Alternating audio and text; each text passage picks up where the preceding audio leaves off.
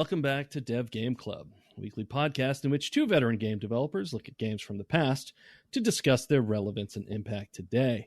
I'm Brett Douville, and I'm joined as always by my co-host, a robot created in the year 2000X by Dr. Light to stop the evil desires of Dr. Wily. Tim Longo. Longo Man. Hello. Longo Man. Oh, yeah, I wonder what my ability would be. I'll have to work on that. Yeah. That probably not very useful, whatever it is. Granola. You'd have the power of granola. You could always throw oats and raisins at the dude up ahead of you. Yeah. That would distract them. Maybe it would bring the woodland animals out. They'd be chewing on that and you could get away. It's a distraction. Yeah. We are playing MegaMan 2 and as a part of a sort of two-part 4-episode series on Mega Man games. We're playing 2 and X. We were supposed to have finished 2 tonight. Neither one of us quite got there, and we can certainly talk about why. I think it's a general topic. Generally, why for me would be like this is a game of pretty serious mastery. There's memorization. There's also just sort of planning, which comes into play in the final sections, but also any other, like what order do you do things in? We were just talking pre-show about you could use an ability to do that XYZ, and I was like, oh yeah, I guess you could. That's not how I did it because I leaned on rewind. That's my special ability. Yeah, right. I'm burning. Right. But also just the physical demands of the game. The precision. There's sections where you're going down tunnels of spikes and that's the kill. Oh man, those spikes, because it's just one shot kill. It's like, oh man. Yep. Playing this au naturale, or whatever. Wow. Yeah. Well, I guess you do have that shed to yourself. Yeah, I can do what I want. Just playing this in the standard way. It's like, wow. I do remember those spikes actually, because that just will eat through lives at that point. You can have as many lives as you want, but you do one false move, get through that. Yeah. That's a really that section. I was actually surprised that the compilation game didn't have a way to just add lives. I guess with rewind you don't really need it, but there's still times you can get yourself into trouble though with rewind. Yeah. And on the Switch, at least in this version, I assume you have it too. You can also save state. No, I don't seem to have a save state. Okay. No. Well, I have a save state, so I do save, at certain times. Right. So then even if I'm not rewinding, I can go back and kind of like take a breath and restart from that section or from that spot. So a little bit of a for me, I would just do it from the final password. I do take down all the passwords, so just in case I want to go back and revisit anything. Last time you gave me some homework, which was to pay attention to how you might use things in the level. And one of the things I hadn't noticed last time or hadn't connected was that he was giving me additional weapons as well. Dr. Light. I think he calls them. Dr. Light is a dude with hair and a white beard. And Dr. Wily is a bald guy with just hair on the fringe and no beard. Remind you of any particular pair of podcast co-hosts? Wait, so I'm the villain? Oh, I see. Yeah. Dr. Wily. Yeah. Okay. And I'm do villain. So, Nice. Yeah, thank you. So anyway, what was I saying? Oh, the items. Right. So I think he's been giving items. you additional items. Yeah, he calls them items, but he says when he says item 1 or whatever, get your weapons ready. So it's a little confusing. Yeah, it's not a good. And the first one I didn't really read it because I was getting the weapon from the whatever I defeated, and then it was like a 1, and I'm like, oh, okay, like it's not clear. I just didn't connect that it was like another thing I could do. And then when I saw that there was the grid of weapons, because remember I didn't actually change my weapon the first 3 levels. So it was only when I got to the 3rd level where it's like, oh, I can do other things. So this time, right. Having had our conversation, I was also like, oh, I can hit this button and I can go and I can use these things. And oh, here's this is the one item thing, right. And it lifts you up. So that was actually a thing that I did use to get an extra life. Not that that matters, but because I'm not going to need that, I hope, because I'm just rewinding if I get stuck. But I still have been trying to do all the bosses straight through in one go, like no mid-match rewinding to get through those. And some of them are difficult to do. Some of them turn out to be fairly easy, but many of them are like, whoa, okay, well, that didn't work. What else do I have? So, yeah. It seems like a really interesting design. One of the things I've always appreciated about these games is that, and this goes for the items as well, really interesting design challenge, because the bosses need to be beatable, in with your basic weapons and no items, et cetera. And then, it's just that permutation problem of every boss can be beaten multiple, and some of the powers work on more than one boss as well, so it's like it's just so interesting. It's, again, we mentioned the Metroidvania, the light kind of aspect of that, but it's not really Metroidvania, but it is something else. It is another weird sort of combinatory version of that, where you have agency over how to use these abilities. And I'm sure, I've never done it, but I'm sure there's some amazing speedruns out there where people are using the items in really weird ways to get to places that they maybe weren't intending to get to, or the developers didn't intend for you to get to, etc. So there's sort of this weird, as you have all the items by the end and all the weapons, you have so many weird options that you could dabble with, I'm looking up the speedrun record now. I think I did last time. You did last time. Yeah, I was like, minutes. Yeah, I forgot. Yeah, I forgot that I'd looked that up. But I mean, it's been a week. Yeah, it's been a week. Yeah. Yeah. As I was joking on Twitter, and I guess I'll explain this now, is that I should have tackled Airman sooner. That's because next to my house, a microburst or possibly tornado touched down very briefly Tuesday evening, which is the day after we record the podcast, which is why the podcast didn't come out till Thursday last week. And my house, especially my deck, but my house sustained some damage, and and my car. So I'm in some insurance adjuster hell right now. So much fun talking to the insurance company. Yikes. And for the record, I did offer audience to put the podcast up myself for him, even though he was in multiple, a really heavy week. So, but he soldiered on and got it out himself. But I did. It was a welcome distraction for the whatever hour or so that it takes me to do them. But yeah, that was why last week was late, and it lets me reuse that Airman joke. So I'm happy with that. Yeah, well, at least you can make a joke about it, and it's like it's in the end, it's just stuff, right? I mean, yeah.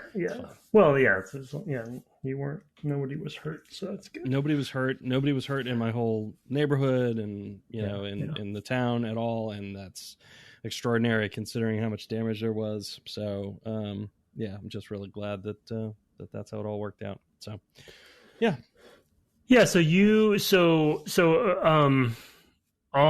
were there any, so obviously there's some bomb walls in certain levels that you can use bombs on. Those. So I don't know if if there was that. There were you were talking about the items as far as allowing you to get to places that you wouldn't normally be able to get to.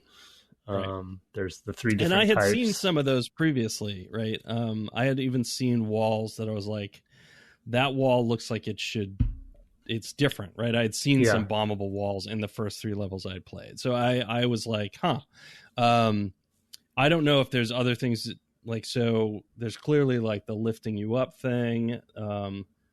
the 1 and the 3 both lift you in different ways. The 3 was tricky to use exactly right.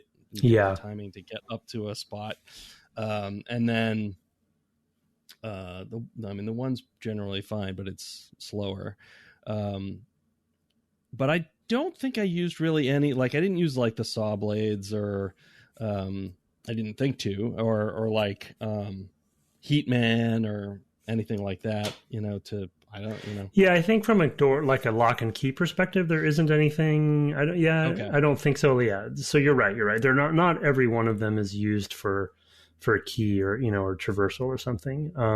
Right. But, they're, one of the things that I appreciate about the weapon design to some degree is that there are at least different control properties in many cases. So for instance, the saw blades, you can kind of aim, if you will, shoot them at a diagonal, et cetera, and then the bubbles travel along the ground, and so you can kind of, certain enemies, it's actually advantageous to have that because you have them go off of a ledge and then they go down below and then hit the thing and you don't have to aim at all, so there's just certain little things like that each one has. And obviously, like, Heatman's is just another type, I guess, damage type of it just shoots a bolt. But and then the wood one was always an interesting one to me too, because it's like sort of a projectile, but it's also a shield, and you can kind of fling it in a certain direction depending on how you move. So there's kind of, it's again that skill ceiling thing of like there's certain,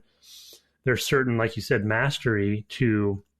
there's a little bit of mastery to each of the weapons to some degree, and then thinking in that Metroidvania kind of brain of like, okay, what do I have at this moment that I might be able to use rather than just brute forcing my way through it, to be clever. Yeah. And that comes up with many of the bosses, like you said, is like some bosses just go down super fast if you have the right thing. And it's like, well, that wasn't even a fight, Right. But you feel clever because you're like, oh, well, I used the right thing on the right, so. Yeah. Yeah, it definitely feels that way. I kicked Flashman's butt with the Metal Man, saw blades, and just was like, wow, that was like, normally they're really hard. Yeah. Like I start them 3 or 4 times, before I sort of get the hang of things. And that one was just like, I walked in there, I equipped that one. I often just will, in the little entryway there, the foyer or whatever, I'll go ahead and equip something that I haven't used in a while just to see what it does. And that time I used metal and walked in and just was like, pow, pow. And I was like, oh, it's over? Like, okay. Yeah. I was more expecting you to use that for the Woodman. Tragic though, as you point that out. That is. Like, yeah, that makes total sense. Like to do that. Poor Woodman. I feel like the heat one was really good for Quickman as well. So I think those are. It was, yeah. That's what I used on Quickman, and then. What is it? There's one of the water ones was pretty obvious where you use water bubbles on Heatman, I think, and that you probably takes him down really fast. Yeah. The one thing that I think is so this may not be a missed opportunity, but I haven't done the sort of dissection of it and I haven't looked it up. But so the audience may tell me. But when you do, we'll get to the castle in a second. But when you do get to or laboratory, whatever you call it. I'm wondering if any of the bosses telegraph to you anything that gives you information later. So we mentioned the tank boss as an example. Is there something about that I would have learned from, say, Metal Man that gives me a clue? You know what I mean? If you had Quickman, because the boomerang is what I used against that. Yeah, that's what I used too. I wonder if the boomerang works really well against Metal Man. I didn't do them in that order, so I don't know. Yeah, so, it's sort of like, that's what I kind of mean. It's like, are there certain or enemies, right? There's certain, like there's plenty of robotic enemies, and certain weapons just bounce right off of them, right? And so right. So the thing is I don't know if there's a consistency there, but I sure hope there is. So because the game is so unforgiving. By the time you get to some of these later bosses, it would be nice to have knowledge that, about how things work. And of course, damage types have become, a very well-known thing across gaming these days. And so, anyway. Yeah, for sure. Yeah. It's definitely, Yeah, it's something I thought about. Like, I didn't really make any. I really had no theories as to why the blades would be particularly good against Flashman. It doesn't make sense. Like, it's trial and error. One of my notes I wrote down is, at least from my perception, is that there is a lot of trial and error, especially for the later bosses, where you're like, well, yeah, but it is as you pointed out last week, it's a run-based game, right? So you're going, as you acquire the knowledge, Tim, you're going to take and use that knowledge to like plan your ascent. I mean, it's like trying to plan, an ascent of a mountain range or something like that, where it's like, well, I'm going to do this and then that, and, this location, then that, we're going to take this route. Right. And so you're like trying to do that, as you look ahead of like, okay, well, if I did this one first, it would give me, whatever to get to the next one. And I think that's also kind of interesting, that you are, as you're gathering and figuring stuff out. I mean, I can just imagine as a kid, I mean, maybe you're reading Nintendo Power or whatever to help you, but playing stuff, trying it out, and then just like having a notebook and being like, well, okay, well, if that works really well there, and you might make connections like that, that are reinforced later. I hope that they are. But it would require a lot of play, I think. So it's tricky. Well, and then I mean, I think there's the we always forget about how at this era manuals still were a thing, and yes. And there was, for instance, you mentioned the items, right? Like the 3 items are probably in the manual, and so it's like, I'm going to get those at some point. But, and in fact, the bosses might have been in there too. To your point on the notes and the run-based nature of it, you were mentioning the technology side of it before too, last episode. And, when you buy a cart, which were not cheap, back then, and you have, and there's limitations to memory and the way that they build the games. For them, I feel like the overall design of Mega Man is, I don't want to say brilliant, but it's like, it's a very clever way to maximize content. Do you know what I mean? Because it's like every time you get a new weapon, hypothetically, it changes. It's not like changes the palette too, which is fun. I mean, that's an interesting art challenge. Yeah, totally. To make that work, I do love that thing. I'm looking at the manual now. It does in fact tell you that you acquire the items when specific enemies are defeated, and it tells you what they are. One's a levitation platform, one's a jet sled, and one's an elevator. It can only be used against a wall, which I didn't realize that's how that was working. If that makes sense. That's cool, and it's capable of traveling higher. I didn't realize it was only used against the wall, so that's super neat. Yeah, it kind of climbs it, sort of. Yeah. Yeah, and it does tell you how to beat Airman. So it gives you, clues, and then there's let's see, weapons. So it tells you what all the weapons are. So it gives you pictures of all the enemies and gives you all the weapon names that you get from them. Yeah, that you get from them. Yeah. Wow. Yeah. Cool. Yeah.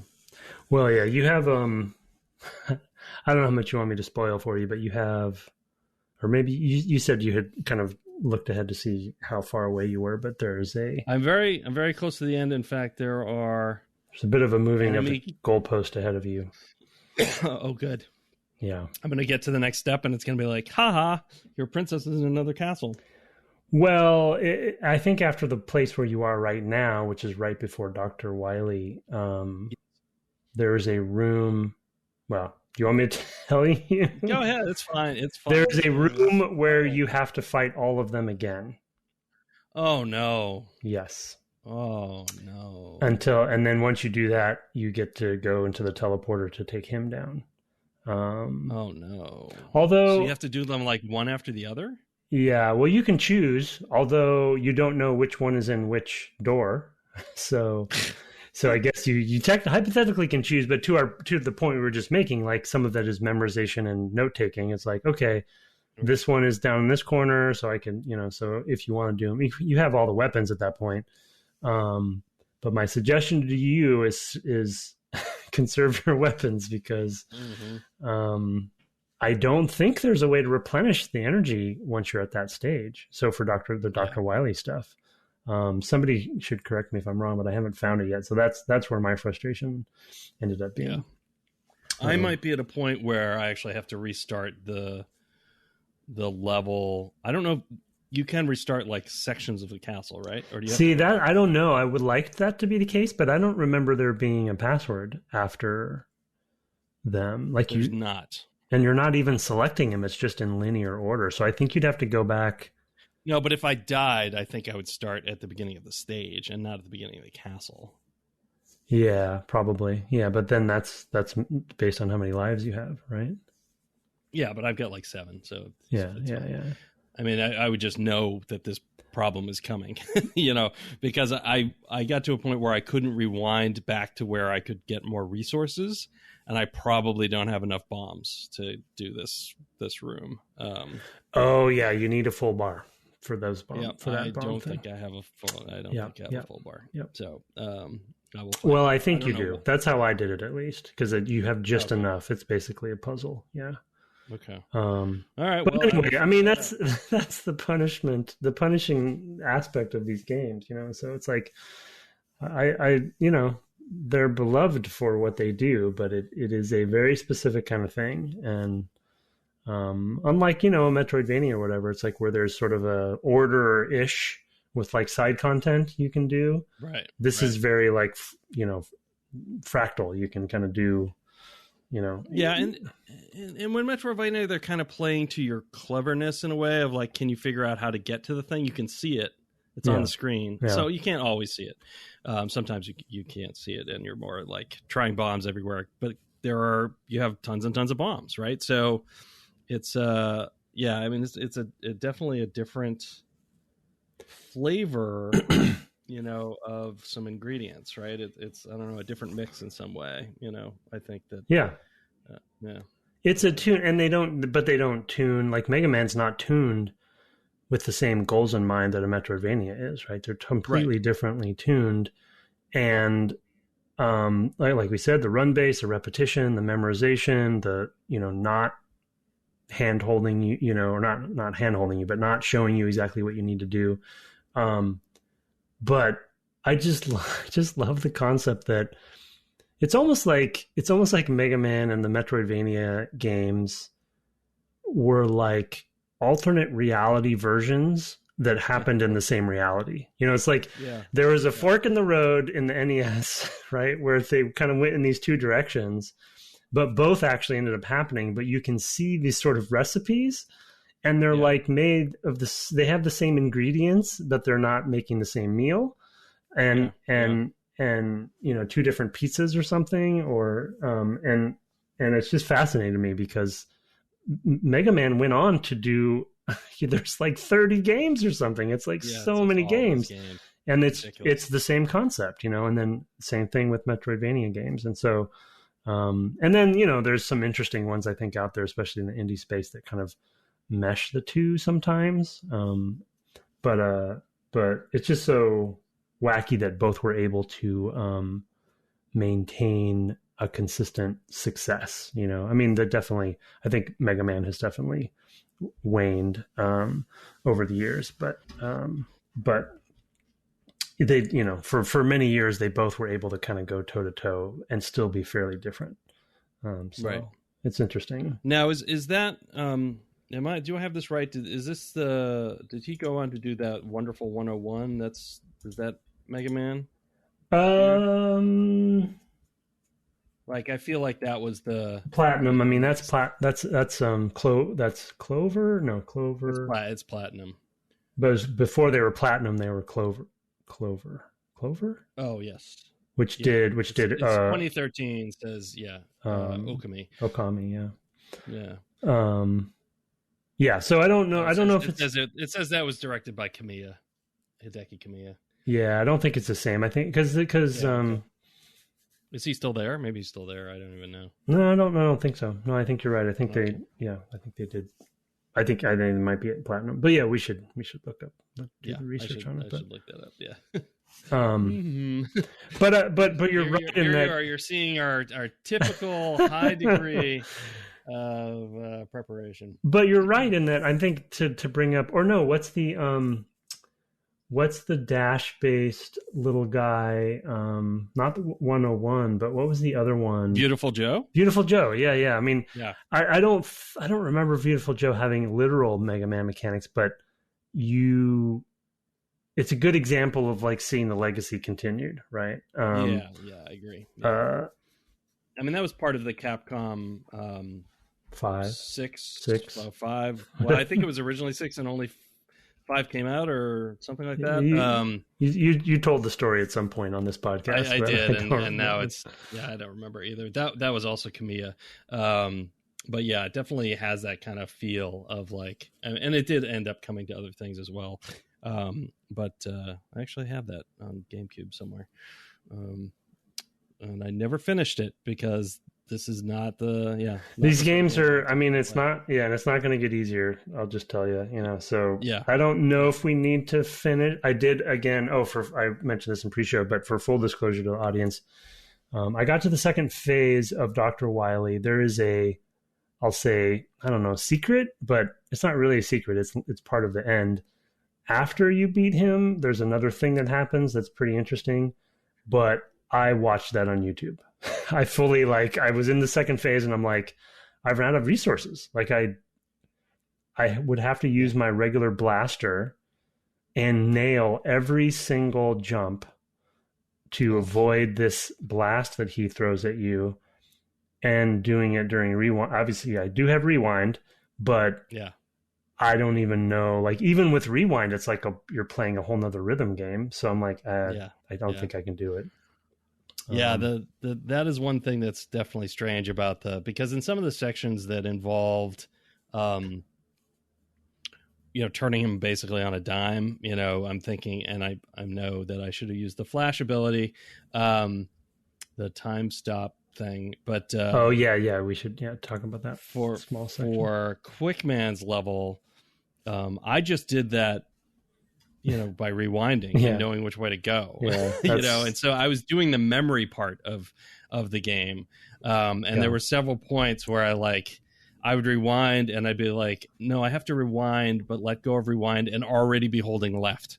Like it was like that level of, if I'm not already holding left here, I'm going to die immediately. So I've got to remember to hold left when I rewind to this point. Mm-hmm. It was just silly. And then make sure I immediately push to the right as soon as this thing goes over my head. I mean, it was just silly how now imagine it was as we talked about in pre-show. Now imagine playing that without rewind, and oh, no way. Like I said, this is a game that I would maybe if I had encountered it as a kid, maybe, but I think this level of frustration, I think I would have had a hard time with it. I don't think it would have been for me when I was a kid. Again, I didn't play console games, so I wouldn't have had anything to base it against. There were a lot of games that I never finished that I played a ton of, like your Wizardries and Ultima, whatever Ultima I had. Can't even remember now. Maybe 4 was the first one I had, and that is not an easy game to complete without the internet. So it was a whole, I had different frustrations, and I would just be like, okay, I'm done with that one. Just move on. Like, yep, didn't figure out how to get to the very bottom of Wordna's lair or whatever. I guess I'll just move on. That's fine. I'll go play the Conan Barbarian, side scroller again. I played a lot of stuff, but I would repeat stuff. And there were games that I would play just to death.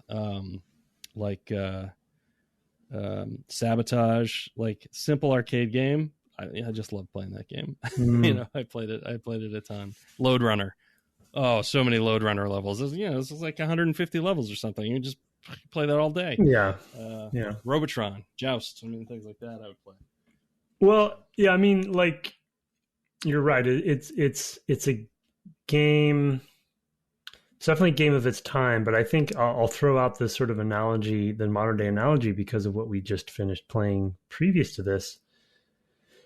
That if you think about the landscape at the time on the NES, you have, and we talked about this a little bit last episode, you have Mario as the mascot / front runner for the system and for the era, right? It's like, this is a finely tuned, hard but fair, learnable, platformer, right? That it's like just smooth and polished and amazing, right? And you have Metroid out there, you have some other things in the Nintendo space, and you have, especially in the Japanese development community, you have maybe Contra, which is more of a bullet hell. And you kind of see these sort of emerging genres, right? And then you have Mega Man that is as punishing as it is, right? And there's this memorization and this pattern and this order, and then this acquisition of abilities over time based on your own decisions.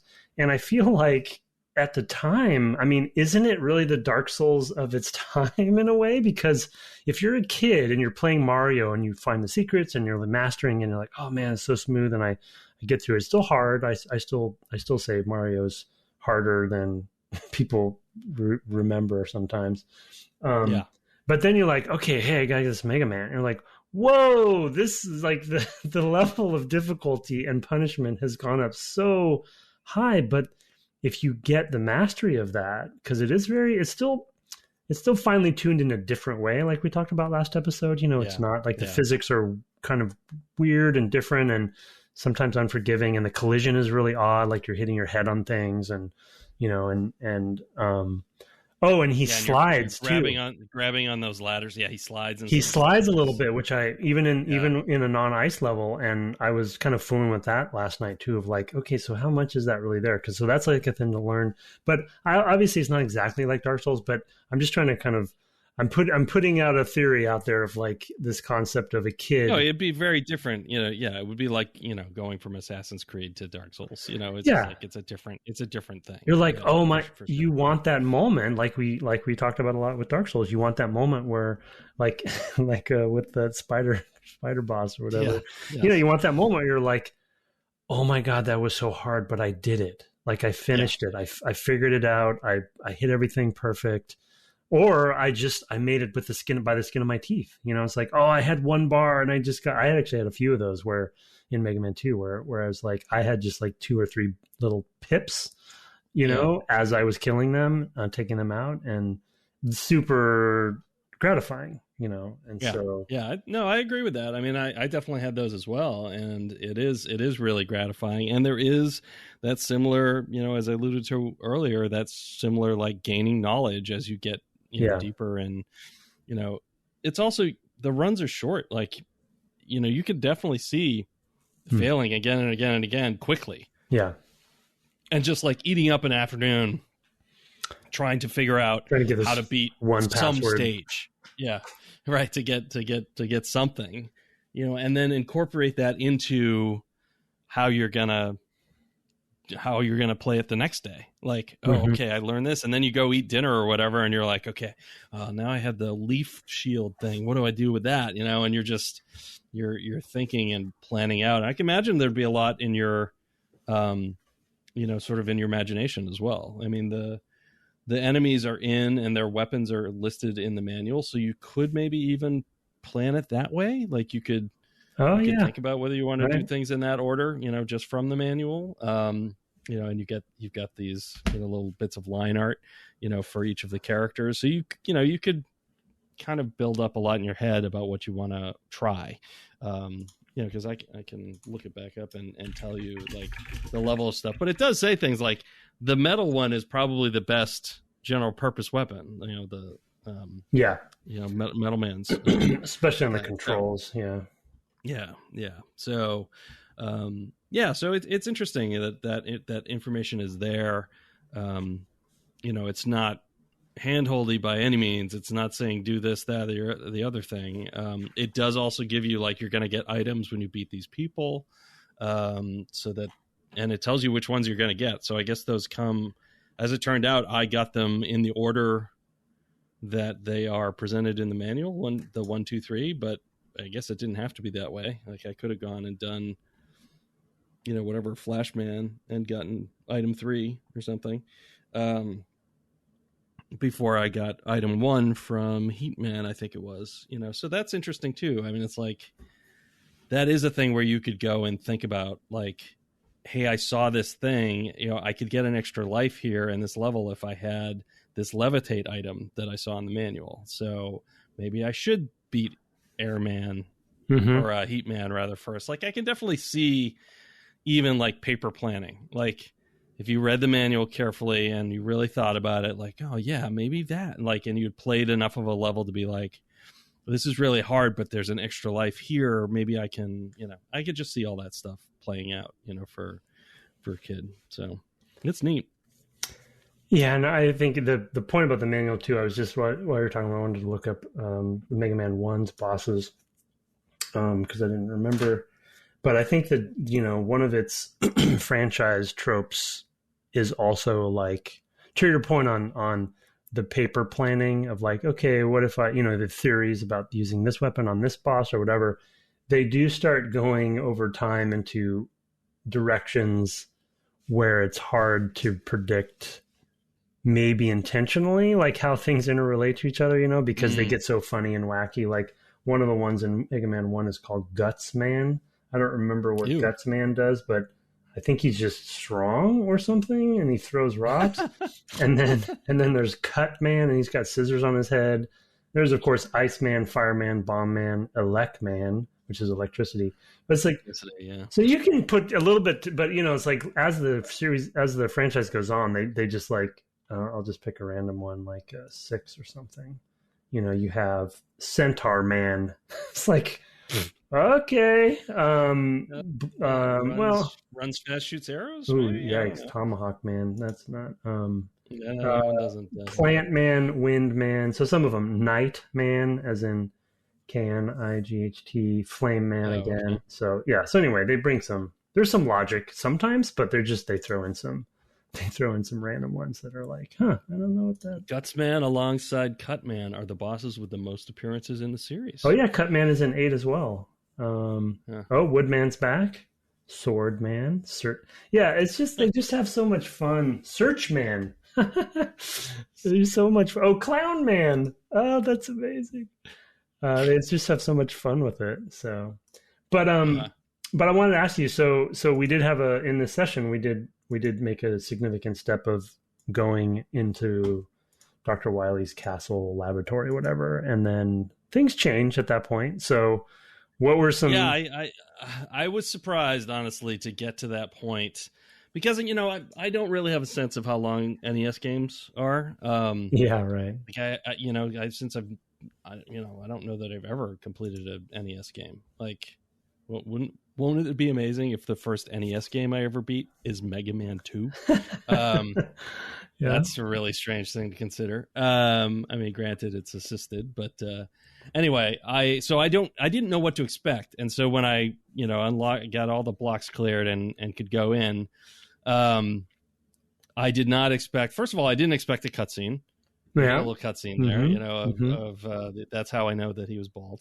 And you see him in his, I guess, spaceship, because it's 2000X. I mean, obviously, everybody's got their own personal spaceships.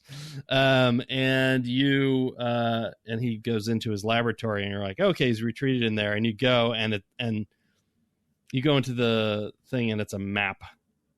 Does the map appear after the level or before? The map. Oh, as far as like the overlay of the castle with the line. I think it's before. Yeah, I think that. Yeah, I was not expecting that. Yeah, where it's like, oh, here you go. Now you've got and it actually shows you how many stages or levels you're going to have to play at that point. And I was not remotely prepared that was going to be a thing. I expected it to be like a multi-stage boss with maybe some maybe longer sort of levels in some ways, because one of them that I really liked, and I forget which boss it was, but I really liked the level itself, was itself a maze, very mazy, and with the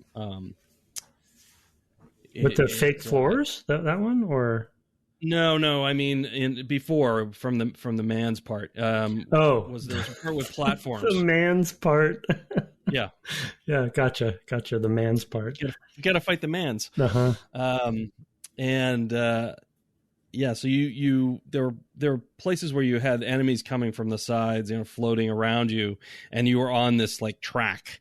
There's one that was like also ladders, like a ladder maze as well. That might have been the same one, actually. I actually really liked that level. I thought that was pretty different. It's because you're not doing a lot of platforming. You're not doing the sort of things you're doing in a lot of the other levels, which I thought was really pretty cool. A lot of the enemies are super irritating in that, but those birds that drop eggs with a million little birds. Oh, I know the one you're talking about. Yeah. You're going up, I think, in that one. Yeah, you're climbing up, and that itself is a maze. Like there's a point where I climbed all the way up and it was like to get an energy bubble or something. I'm like, now I gotta go all the way back down. I guess I could have rewound, but I didn't. I went and did it the hard way. And then climbed up the other side, and the same thing happens there where it's like there's actually two different ways up, and you're like, oh man.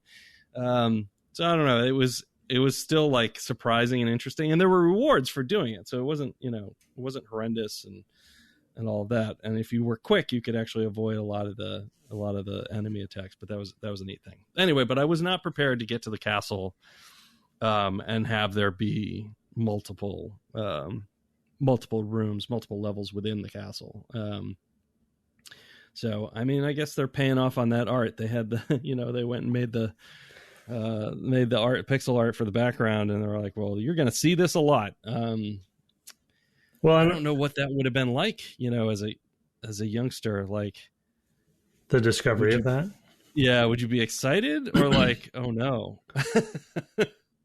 I think I remember being excited. Well, I mean, I don't know. Yeah, I mean, I guess it depends on how much what you're into, but the fact that you're traveling, I love the idea of traveling through his base, and it's like it's very like Dr. Evil, kind of base, and that there's one of the things I appreciated about it is some of the level design choices they made, because they now can guarantee that you have everything.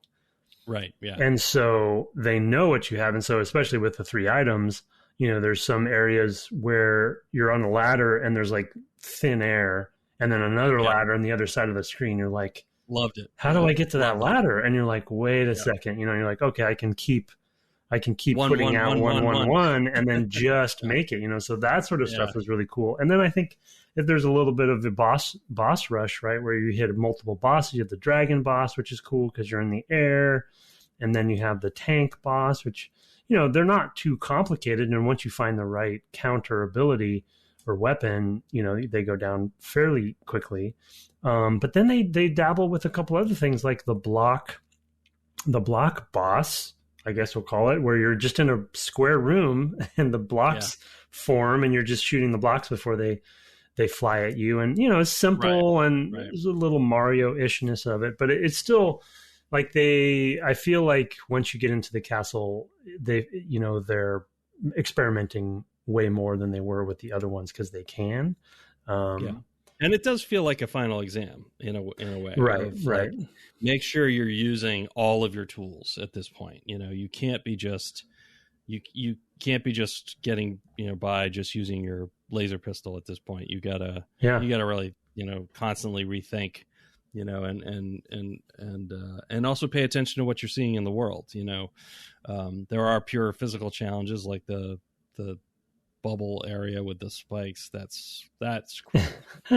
Yeah, that's just mean. That I think is spirited. That did not seem. That seemed like that would have been like, oh, I got this far and now I'm going to die 30 million times. I mean, there are things like that you run up against in Dark Souls as well, where you're just like, I'm gonna beat my head against this now. I'm at one right now. Yes, you are. Mm-hmm. So I guess if you lose all there's no going back at that point, right? So it's no. Yeah, that's the distinction. Like, it's a special kind of like hell, a special kind of hell. Yes. Well, I think if you, I assume it was a different time. So, I assume if you lose all your lives at some point like that, you would go to the beginning of the castle. I would think. Well, you would, you if the game ended, you would just enter the password for having beat the final boss, I think. Right, because you're right, because you don't get a password along the way in the castle, so you have to learn to do the castle all essentially in one go with the number of lives you can get or whatever. That's the thing is like, okay, but I guess you would retain if you use a password, you would retain how many lives you had at that point. You don't lose the lives you had, right? You would, or is that well, just you would start at whatever number of lives you start the game with. I think. I don't think the number of lives you have is encoded. Oh, see, that's the rough, because then, yeah, I mean, what if you had like 10 lives and you get there and you lose them all, and then you... It might be, but I don't know. I mean, I'm using the save state. It would be possible, so. You know. So, yeah, so we're definitely cheating our way through this, but yeah, absolutely. But it would be impossible. I mean, but there'd be no way, at this stage of life for me to do it at all. I just wouldn't have the time or the elbows for it. You know, my arms would give out. I'd have to play so much. You know, not like Dark Souls or anything like that. Souls. No, you don't have the time for 100. Well, it's because of Dark Souls that I don't have time for the Mega Man. Yeah, right. But I did want to talk about the boss you're at now, which is a puzzle, and I only want to bring it up because, though frustrating, once I banged my head against it multiple times and finally figured out what I needed to do, I appreciated them thinking outside the box there as well, because it's this sort of puzzle maze with these lenses or something that are shooting at you at intervals, and you have to like figure out how to get through there by maximizing, but you only can use bombs, and I think it's probably, if you have a full bar, you have 10 bombs, and I think you need all 10 of them. And there is a one specific way to do it to not run out of bombs. And I was like, at one point I was like, this is impossible. Like, how none of the other, I used all the weapons on the balls. Like none of them were, it's like only bombs work. So, well, I'm running out of bombs. And then I thought, oh wait, I don't need to blow up every wall. I can go around some of these walls and save a bomb that way.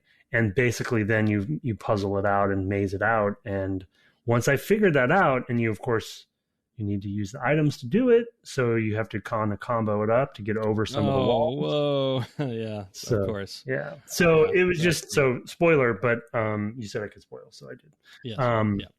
So it was, and then I would have been looking it up. So you could spoil me, or the internet could spoil me. You would have figured it out. I mean, but anyway, it's like, well, if I only have so many bombs, you count how many things you technically need to do, and so how do I get over these walls and stuff. So just very clever. Like, it's a really nice merger of item usage, level design, and though playing this without rewind or save state or whatever is like, that's like, whoa.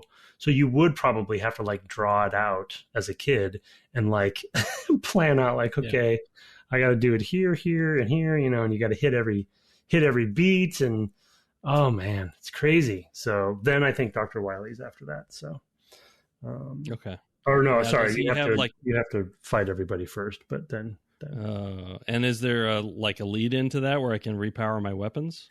No,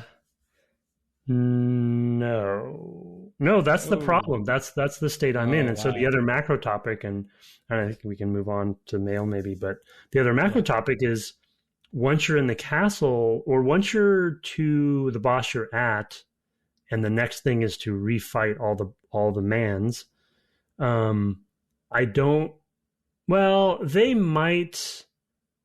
you might get lucky, because I think they drop the life balls, that replenish your life. So maybe they drop resources, or the energy as well, but none of them dropped resources for me. And of course you only get one shot because they are dead, and there's no minions to farm. So I'm fighting Dr. Wily, and I know what weapon I need to use, but I am almost out of it. So it's like, you can use the regular blaster, but then you have to be like super precise. And you can't be sloppy as if you can with the weapon you need to use on him. So anyway, I don't recommend you. I think you got it. I think you got the gist of it. But yeah, I think I got the gist of it. But now I'm like, oh my god! I mean, just when you said you have to fight the men again, I was like, oh. Yeah. I don't know if I want to do that. Yeah. Well, once you know what their weaknesses are, they go down really fast. Sure. But yeah, no, I realize that, but I don't know what all of them are, right? Because I played in a specific order. So yeah, but you have rewind. I mean, you could. I mean, I do have. Yeah, you can experiment, rewind it and try it out. Yeah. Yeah, but the last thing I'll say is the. So like I said, full disclosure, I got to the second phase and ran out of the resource. And I was like, okay, this is, even if I'm rewinding, I'm going to have to, this is going to be a rhythm game, like I said. So I did look up the ending, and the thing that happens after you take down his ship is, I'm not even sure what I think of it. You might want to watch it if you don't play it. And then the ending cutscene is amazing. Okay. And so now the reason I'm leading up to this, because of the fun things that you make fun of me for, and everyone knows about the podcast, I want to know what the lore is of MegaMan. Oh God! Now, because of the ending cutscene. I'm pretty sure I gave you all the lore at the beginning of this podcast. Nope. There's something like I need to know what's going on, because I have a theory based on the last cutscene and such. But well, the second to last cutscene. There's the last cutscene, and then there's the one right before the credits, which is hilarious. Because watch it, and we can talk about it next time. It's just so funny. Okay. Yeah. I will. We'll talk about it next time. I can't believe you're getting into MegaMan lore. As if you needed more lore. I just want the light touch. I'm not going to go deep. I just kind of want to know the basics. But, in the first episode, you mentioned some of the manga and anime influences, right? Of the character design. And I think Capcom in general, obviously heavily influenced Konami as well, Tecmo. But, sure. The ending cutscenes stuff really reinforced that theory, the way that they handle some of that stuff. Because they obviously can't do a lot because it's on the NES and it's, cutscene on the NES.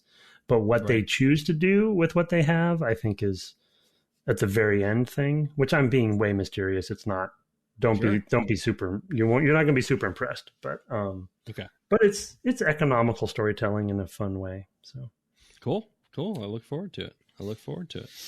Let's turn now to email. Thanks for the email to devgameclub@gmail.com. We're getting through the last of the Dark Souls mail, I think, and it's starting to get into some Mega Man mail. So it's a good time to finally do that. Why don't you go ahead with the first mail, sir? Okay, difficulty and accessibility from Raymond. I think that's it. Hi, DGC DG crew. I have to disagree with Brett's point that difficulty options aren't accessibility options since here we go. Since I was blessed with a lack of rhythm and poor reflexes, there's more, but it was too lazy to list everything.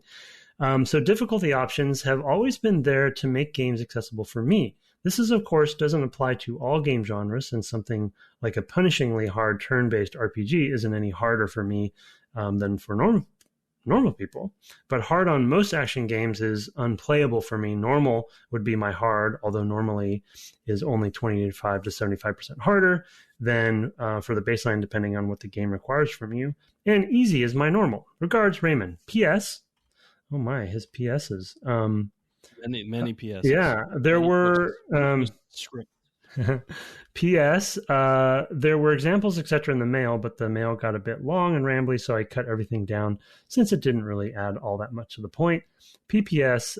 Easy can be a cakewalk for me if the devs go overboard. I actually restarted Shadow of the Colossus remake and chose a harder difficulty since I could beat the first boss by just stabbing the weak point on its head 3 times, plus had zero worries about stamina, getting thrown off, and needing to climb the boss again. PPPS. Some rhythm games, mainly on mobile, have had you do a reflex timing test before you start and will then adjust the timing windows, scoring, etc., to match your abilities. Oh, that's a good idea. So my wistful thinking would be if other games could implement something like this, they could preserve whatever their intended difficulty is while also tailoring the experience to what you're capable of. I know it would be hard to pull off non-rhythm games, but a man can dream. I think that is an interesting idea. And then PPS Celeste is an excellent example of how to handle difficulty as accessibility options. I can't even begin to explain what kind of difference being able slowed down to slow down the game, the game speed to 50% made for me to be able to beat it. I usually just needed 10 to 20%, but it was nice that the option was there to go even slower. The end. Yeah. So I just want to be clear. I think the point I was trying to make. So one of the things that my former boss Todd Howard used to say is fun does not mean challenge, by which he doesn't mean, fun can't mean challenge. It's just that they're not the same thing.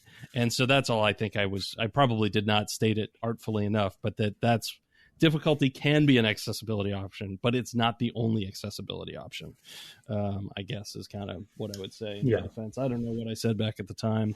It's in the past. It's in pre-tornado times. It's lost to me.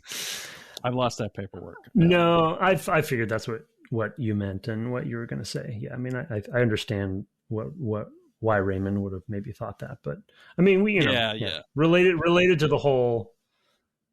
Yeah, I think. I mean, we've talked about it. We talked about it all through the Dark Souls series, and I think it comes up on stream too, even when I'm playing it, because there is that weird digging their heels in thing with that. Yeah, that. Yeah, it is weird. Yeah, it is weird. And Raymond is proof. Yeah. Yeah, I mean, I do think that that's an interesting test for rhythm games, and I do think it would be possible, to do some of that stuff, like, but you would have to sort of identify. Yeah, I mean, it would probably take some real research, honestly, to figure out how to identify it, like psychological, so hard. Like that would be so hard. Sensitivity, figuring those things out of like, okay, well, what kind of test can I give that isn't the game? I mean, I guess you could also just like do the game, like do some of the enemies and be like, okay, parry this. Okay, parry this again, and at a certain point you'd be parrying more and they'd be helping and you'd be getting a little better, and you'd be picking up the thing. Maybe they could turn the glints up higher so it's a little more obvious. I mean, I think there are ways to do that. It's a lot to ask. It does remind me though of I agree. It's, now that I'm thinking about it, it would be super difficult, but I now like the challenge. We should try to do it. We should attempt it. But like, it reminds me of matchmaking, ranking, in that based on how, which people probably know, but based on the matchmaking algorithms and the way that all works, and this is coming from my Halo days. Look up Josh Menke. He's one of the masters at this, and he's done some talks on it. But it's like as you first start a multiplayer game, you on their first match, we're gathering information about how you did that helps place you with each successive match in the right matchmaking pool for your skill level, because the best experience you're going to have is based on playing with the people of the same skill level as you. So, it's not unfair. And so it's very complicated to do that. But the goal is to do it within a few matches. You got to like take all this stuff into account. And then by match 3, you're in the right pool, or match 10, you're in the right pool. Right. And even 10 is like probably too many matches. And so, yeah, you look up, I mean, he and others, there's, kind of experts in the field. And it's super complicated, but I'm just using it as an example of, I don't understand it. It's magic as far as I'm concerned, but it's an example of like trying to assess skill in some algorithmic way to then have an end result of putting somebody in the right place in the match. So you could play. I'm thinking of like a room where you're fighting a skeleton in Dark Souls. It's just you and the skeleton, and it's like we're tracking what you do and how you do it, even though you don't know the game yet. And of course, part of that game is like getting better at the game is part of the whole point. But you still could like probably mine data from that fight to say, oh, they're probably, that's some craziness though. Wow. Yeah. Yeah. It's hard to imagine. I mean, because you also, I could go. Yeah. I definitely have lots more thoughts. I mean, but like, there's a lot else that goes into that, right? In terms of like literally being able to encompass all of the screen at once, being able to pick up the clues that you're getting from multiple places and, and things like that. So there's just a lot, like, and what parts of it are working and not working, when you try things, with the, how many experiments can you reasonably run with this skeleton before the person's like, this game is dumb, so it's there's a lot of factors for sure. We were talking about dynamic. I don't know if you remember. Well, you remember. I probably would not remember, but I feel like we were talking about dynamic difficulty back in 99 or 98 or something back, or early aughts. 99, 2000. Where we were talking. I mean, it was at least at LucasArts, it was a hot topic. And well, in the industry, it was like, what does that even, what does dynamic difficulty mean?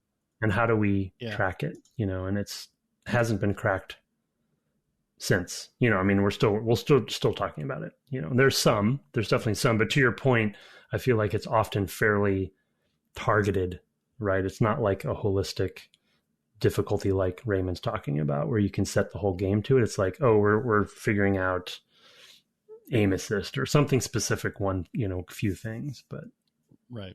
Yeah. It's it's like programmatic, it's like procedural narrative.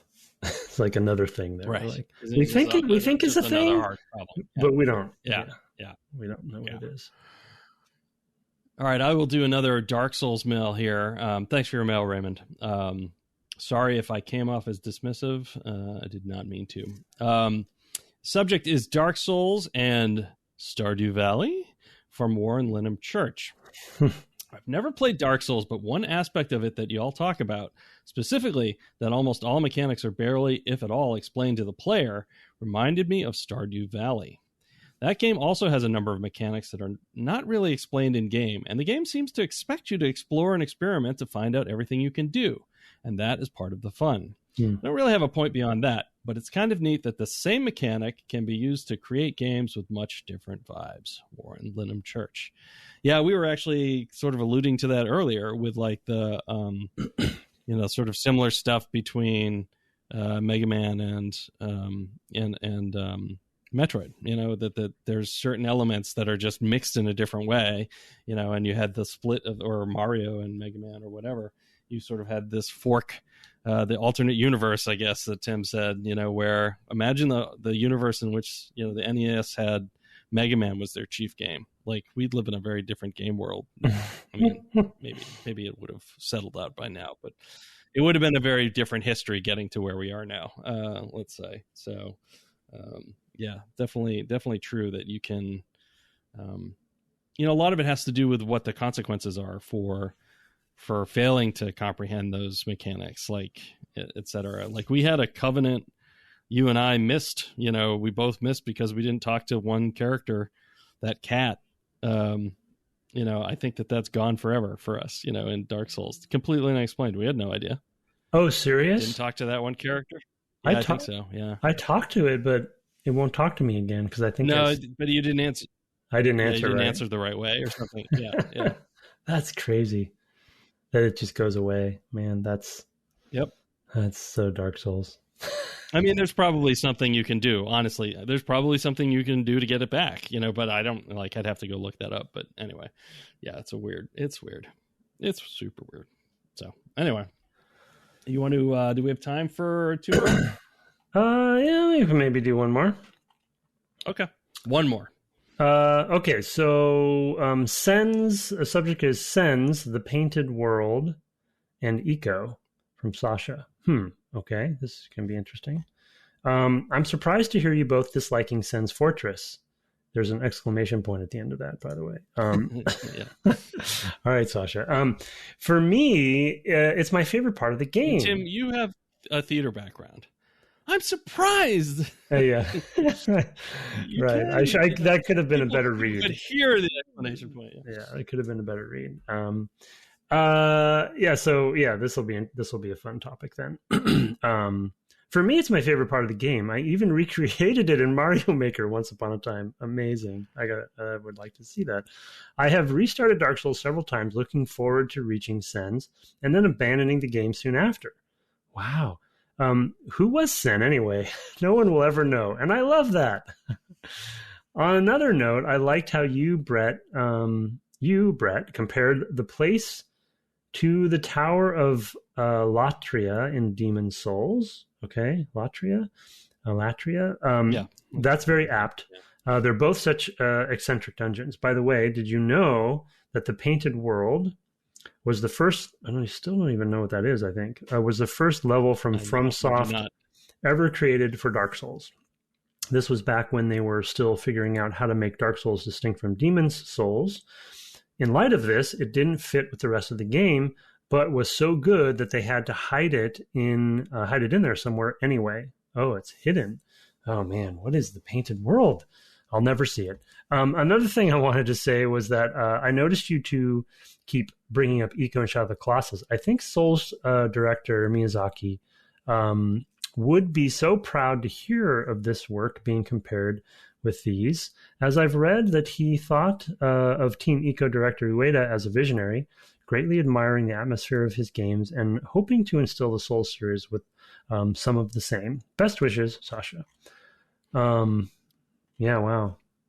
Yeah, very cool. Ueda. I did not know that about the Painted World, but it totally makes sense because it's like a vertical slice that's shipped. Geographically, it just doesn't fit. Yeah, exactly. It's like a vertical slice that shipped.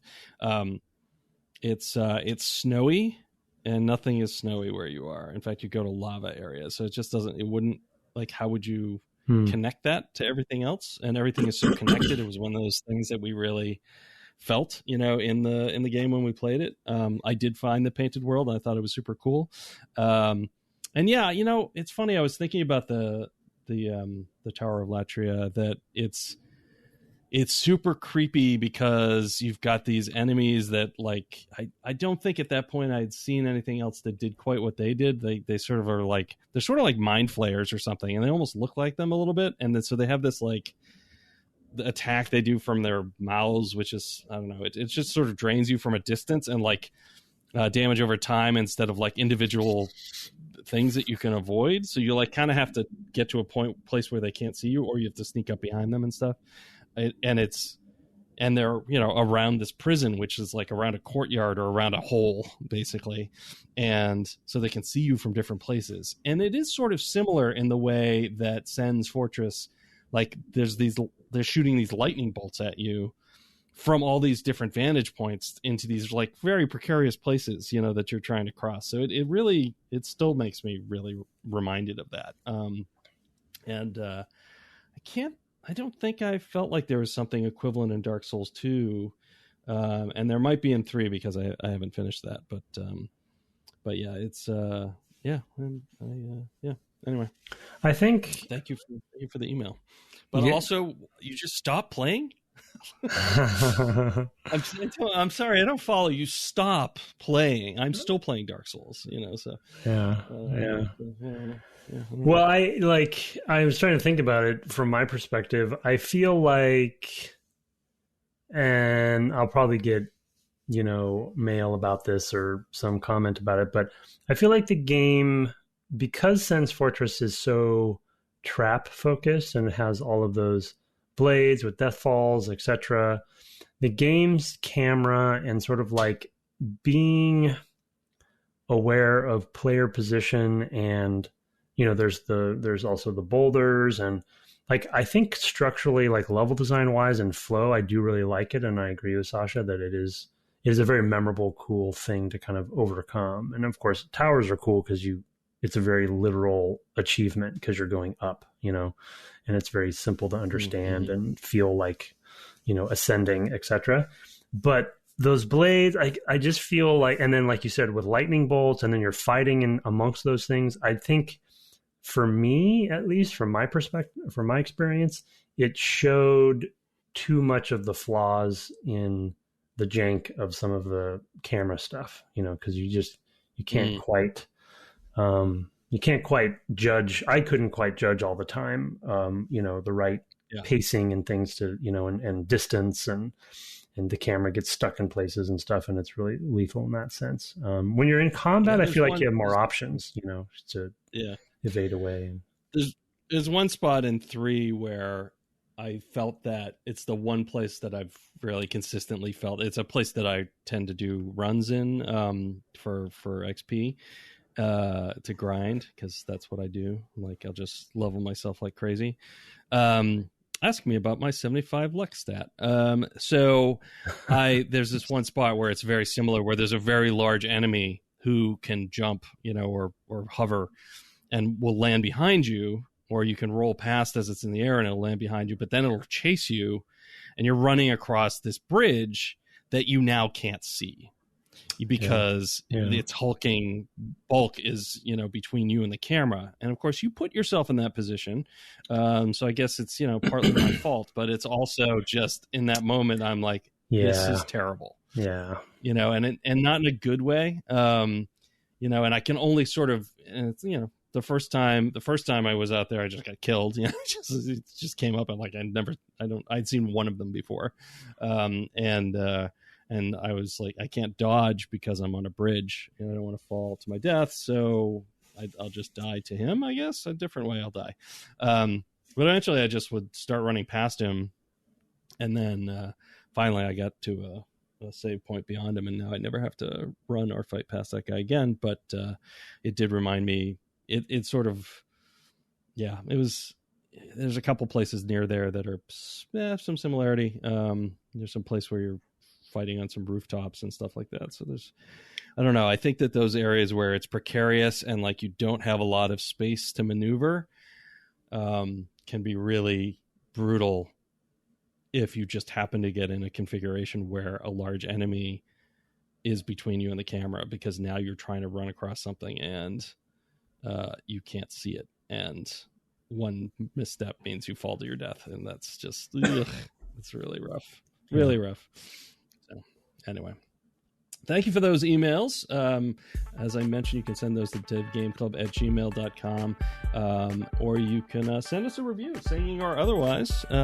We are subscribed to get notified of them through the Apple Podcast app. It's helpful. We don't do any marketing or anything for this show, so you are our marketing. Go out and find us new listeners, or just make me sing. You can find us on the web at devgameclub.com, on Twitter at devgameclub. You can also find my co-host at Tim Longo Jr. with the JR at the end, which is also where he is still Twitch streaming one Dark Souls, which I believe he completed 2 weeks ago, right, for the podcast? That's super. Yeah, all right. I completed Sen's Fortress for the podcast. No, I mean, it's still in Anor Londo, and it's not been going well. But yeah, I don't know. I don't know how much, to be honest. I don't know how much longer I'll stream it, because I feel like it would just take me forever, because I've only been playing on stream, so my progress is very incremental. But, once a week is a slow way to play. Yeah, a couple hours at a time. So yeah, and I'm on. I don't remember the name of those bosses, but the duo in the top of Anor Londo right now, and so yeah. So I don't know. I'm gonna play tonight, and we'll see how it goes. Tonight being Monday when we're recording. That's where actually I got my gigantic hammer. You remember my huge hammer? Yeah, I recognized it. Yeah, when I saw it. Yeah. Really love that hammer. Yeah. Anyway, have fun. Our intro and outro music was written and performed by Kirk Hamilton. Commissioned by friend of the cast, Aaron Evers. And our logo, of course, and our merch store, check our Twitter, is by Mark Garcia. You can not only get Dev Game Club, but also Dog Game Club merchandise. So, maybe it's time for a DGC Bone icon apron for your kitchen. Nice. Anyway, have fun winding your way through a techno castle this week, and good night. Good night.